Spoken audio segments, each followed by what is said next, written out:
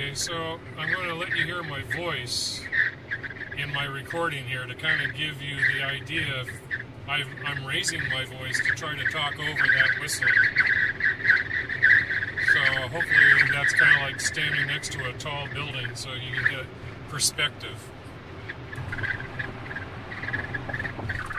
And I'm doing 65 miles an hour, 64 miles an hour, and that whistling is happening.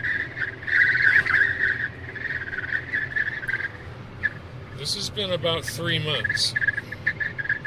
It comes and it goes, but right now it's back. And I'm not going to try to do anything to get rid of it until you guys can hear it for yourself.